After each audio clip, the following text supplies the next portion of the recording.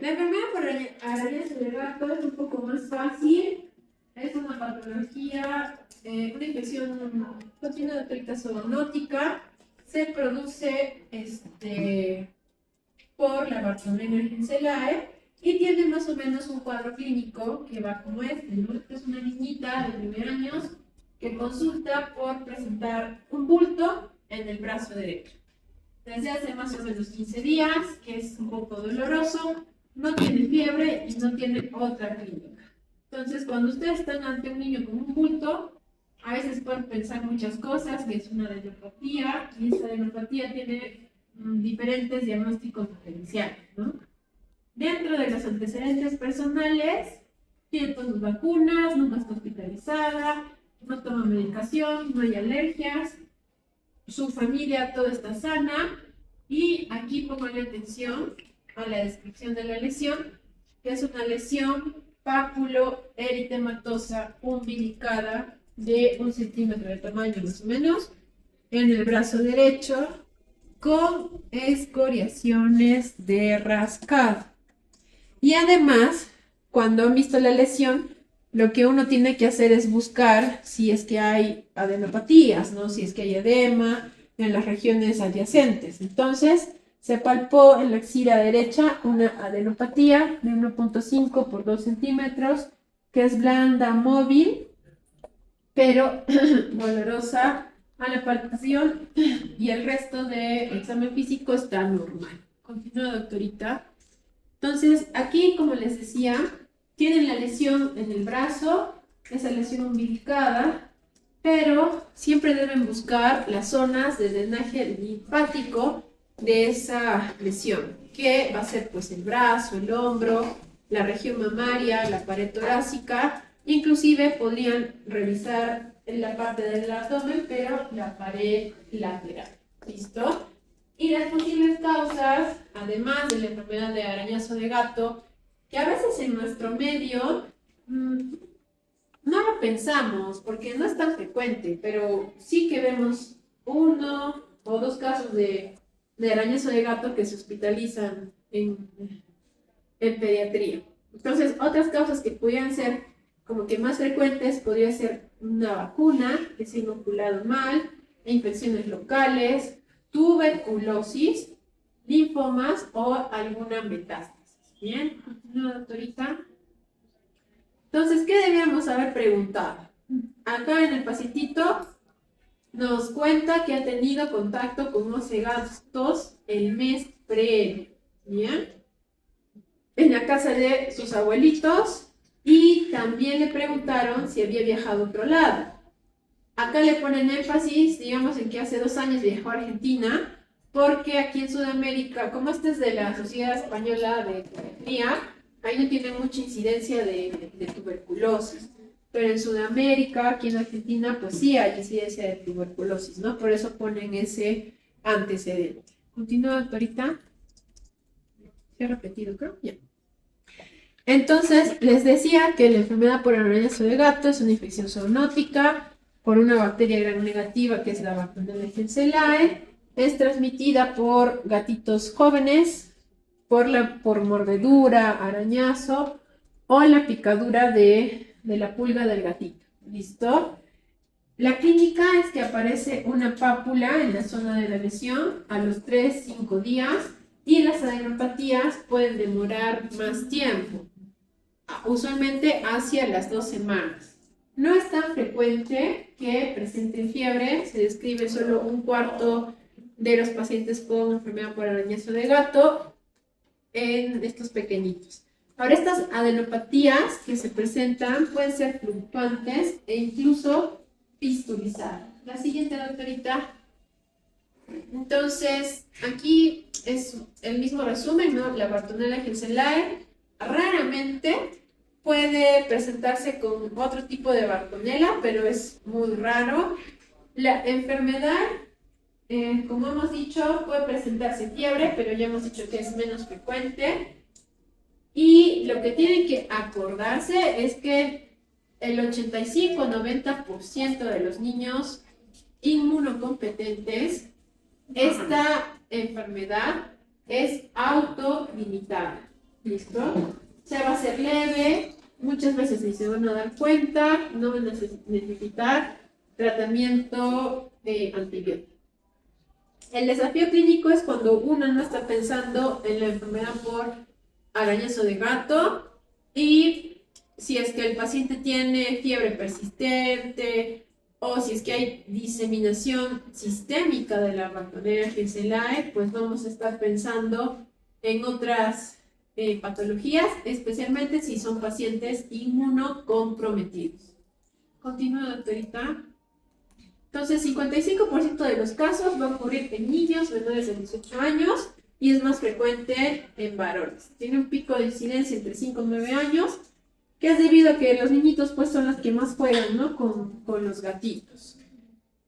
La incidencia se describe entre 4 y 9 casos por 100.000 personas anualmente y tiene mayor incidencia en climas cálidos, donde hay mayor población de pulgas. Esto podría ser como que más frecuente aquí en el Perú en las zonas costeras, ¿no? Como en Lima. Es estacional y más de la mitad se describen que ocurren entre enero y febrero por mayor exposición al vector, ¿no? Que es usualmente, como esta es de norteamericana, que es donde hay más calor, ¿no? En nuestro caso sería en las épocas de verano. Bien, continúa, doctorita. Ahora, ¿qué es lo que pasa inmunológicamente? Una vez que la Bartonella henselae ingresa a nuestro organismo, en un paciente inmunocompetente lo que va a formar son granulomas. Bien, pero en un niñito que es inmunocomprometido, la alteración o la respuesta va a ser vascular. Entonces, por eso es más fácil que tenga una presentación sistémica relacionada con angiomatosis bacilar, que la vamos a mencionar más adelante, o la peliosis hepática. El diagnóstico se puede hacer con una tinción de plata, que permite visualizar las bacterias, pero también se puede utilizar PCR o en nuestro medio serología, ¿no? Con IgM, IgG, ¿listo? Continúa, doctorita. En la línea del tiempo, después de que se ha inoculado la Bartonella henselae, la lesión primaria, esta pápula, vesícula o nódulo eritematoso, puede aparecer, hemos descrito anteriormente, de 3 a 5 días, pero puede variar la aparición de 1 a 3 semanas. ¿Listo? Igual, las adenopatías generalmente pueden aparecer a la segunda semana, pero tiene un rango de 1 a 4 semanas. ¿Listo? Son adenopatías que pueden ir de 1 hasta 5 centímetros, que son dolorosas y podrían tener eritema adyacente. Y nuevamente la fiebre no es tan frecuente. En esta otra literatura pone que menos del 50% van a presentar fiebre. Ahora, en cuanto a la evolución, resolución, se describe que sin tratamiento, a 2 a 4 meses, estos niñitos van a mejorar. Continúa, doctorita. Entonces, cuando nosotros estamos ante la presencia de una lesión, o sea, de los arañazos o de los rascados, tenemos que buscar siempre a dónde va a drenar, ¿no? Como hemos mencionado. Si está en la manito, pues vamos a buscar adenopatías epiteliales, axilares. Si está en la carita, en el ojito, que a veces sí pueden ser así arañados los niñitos, pues adenopatías cervicales, ¿no? Y usualmente estas adenopatías van a ser unilaterales, son unilaterales, y solo el 10% llegan a supurar. Continúa, doctorita. Hay manifestaciones atípicas y severas, como las complicaciones oculares, que es más raro, ¿no? Que haya estas lesiones en el ojito. ¿Y qué va a tener este pequeñito? Un síndrome oculoglandular de Parinau, que es inyección conjuntival o inoculación conjuntival que describen ahí, la adenopatía preauricular con inflamación severa.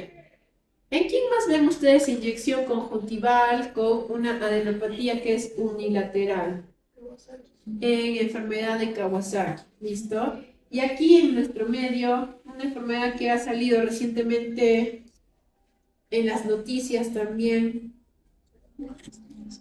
No, o sea, que sea así, ¿no? Una lesión en el ojito con la adenopatía de un solo lado y por ahí malestar y fiebre. ¿Se acuerdan? Acá en Arequipa, hasta hace poco era bien frecuente tener estas enfermedades. La enfermedad de Chagas, ¿listo? El síndrome de Romaña, que es bien parecido a este, ¿no? El de Parinao. Bien. Las complicaciones neurológicas también son poco frecuentes y ambas, o sea, esta afectación neurológica, como que puede ser encefalopatía, meningitis o parálisis de pares craneales, va a estar más presente en niños inmunocomprometidos. Y la afectación visceral va a afectar al hígado y al vaso, con lesiones hepatoesplénicas que hacen padecer abscesos. ¿Bien? También podría presentarse con artralgias, mialgias o una artritis franca. La siguiente, doctorita. En el diagnóstico diferencial, los que hemos mencionado, enfermedad de Kawasaki, pero recordad que aquí la afectación es más sistémica y la fiebre es un criterio diagnóstico de Kawasaki y es una fiebre prolongada, que en la enfermedad del arañazo de gato, pues no es tan frecuente. Infecciones virales podrían entrar dentro del diagnóstico diferencial, pero aquí las adenopatías, tanto en las virales como pensar en malignidad o linfoma, son bilaterales. ¿Listo? Continúa, doctorita. Entonces, podríamos plantear algún algoritmo de evaluación que, pues, si nosotros tenemos la lesión centinela con la adenopatía y el antecedente de que el niño está en contacto con gatitos y gatitos jóvenes, no viejos, pues podríamos hacer rápidamente el diagnóstico y dependiendo de la severidad clínica en el pacientito, iniciar tratamiento, así hayamos tomado una serología y salga negativa. ¿Listo? Dentro de las pruebas serológicas se pueden hacer por inmunoensayo o inmunofluorescencia indirecta.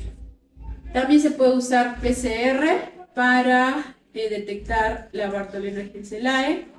O si estamos ante una duda, algún caso atípico, pues se pudiera hacer una biopsia, pero esta biopsia tiene que ser por aspiración con aguja guiada por ecografía. La escisión quirúrgica de todo el ganglio está contraindicado por el riesgo de fisturización que pueden tener. La siguiente. En el tratamiento, si es una Bartholina una infección por Bartholina Genselae leve, no le vamos a dar tratamiento antibiótico, se puede manejar con analgésicos, ¿bien? Pero si es moderada, o sea que tiene fiebre persistente, que la adenopatía es muy dolorosa, se podría dar tratamiento antibiótico con acitromicina, que es de primera elección. Y si es que es una infección diseminada o es un paciente inmunocomprometido, pues vamos a usar tratamiento antibiótico endovenoso, que pudiera ser ciprofloxacino, por ejemplo, o vía oral, rifampicina o trimetoprim sulfonamidazol. La siguiente, doctorita. Y recordar nuevamente que esta es una enfermedad autolimitada en pacientes inmunocomprometidos. En casos leves, solamente analgesia o antiinflamatorios. Y en casos moderados, la acitromicina con 10 miligramos kilo día el primer día y posteriormente 5 miligramos kilo día hasta completar 5 días. Bien, solamente 5 días de tratamiento. En los casos graves, presentaciones atípicas, inmunodeprimidos que hemos estado mencionando, tratamiento endovenoso. Continúa, doctorita. ¿Alguna alternativa a la acitromicina? Si es que no podríamos administrarla, aunque ahora está ampliamente disponible la acitromicina, podríamos usar la rifampicina o el trimetoprim sulfonamidazol durante 7 a 10 días. Si no hay mejoría, a pesar de haber dado el tratamiento antibiótico, debemos reevaluar al paciente y plantear diagnósticos alternativos, viendo también, ¿no?, cómo evoluciona el paciente. O se podría realizar un segundo ciclo de acitromicina durante 5 días, pero asociado en esos 5 días a la rifampicina. Bien, continúa, doctorita. Y así como en la meningococcemia, pues en la enfermedad por añazo de gato también puede haber algunas complicaciones, pero más que todo, nuevamente, en inmunocomprometidos, que son esta peliosis hepática que les mencionaba, que es una condición vascular, en verdad muy rara, en la que se forman quistes hepáticos en el pacientito. ¿Listo? Y la angiomatosis basilar, que estas son lesiones vasculares también proliferativas en la piel y algunos órganos internos. La linfadenitis supurativa también es muy rara y va a requerir de drenaje en el 10% de los casos, y algunas secuelas neurológicas se pueden presentar también en pacientes con Bartonella gencelar. No, retrocedemos un ratito, doctorita. Pero lo usual es que en pacientes inmunocomprometidos, nuevamente la resolución sea en 2 a 4 meses, genera inmunidad de por vida, o sea, el niñito, si se lo vuelven a arañar, ya no va a volver a ser la enfermedad. La mortalidad es muy baja y el pronóstico, como hemos visto, va a depender del grado de inmunocompromiso que tenga el niño. La siguiente, doctorita. Y esta creo que es la penúltima diapositiva. Lo que debiéramos hacer en estos casos igual es prevenir y educar al paciente. ¿Esto a qué nos referimos? Control del vector animal, o sea, vigilar que los gatitos no tengan pulgas. Manejo seguro de mascotas, evitar que los niños pequeños jueguen bruscamente con el gatito, porque este juego brusco hace que pues el gatito lo vaya a arañar, lo vaya a morder. Pero si es que ya indefectiblemente se ha ocurrido el arañazo o la mordida, pues lavar la herida rápidamente con agua y con jabón y no permitir que el gatito esté lamiendo las heridas del niño. ¿Listo? Continúa, doctorita. Y esta es la última lámina. Igual que en todo, siempre se requiere hacer un manejo interdisciplinario, y más que todo cuando estamos ante un paciente que tiene compromiso sistémico. Vamos a necesitar del oftalmólogo para hacer una evaluación ante un síndrome de Parinau o neuroretinitis, evaluación neurológica si es que es una meningitis aséptica o hay parálisis de pares craneales y encefalitis, o si es que es una adenopatía que está supurando, pues tal vez requiramos algún drenaje, o si es que tenemos dudas de diagnóstico, hacer la biopsia encoriada que hemos mencionado al inicio. Si es un paciente inmunocomprometido, un caso atípico, pues la ayuda de un infectólogo también nos va a ayudar para saber cuál terapia podríamos utilizar en nuestro paciente. ¿Listo? ¿Tienen alguna duda? ¿Pregunta? Ya, perfecto. Muy bien, chicos, eso es todo.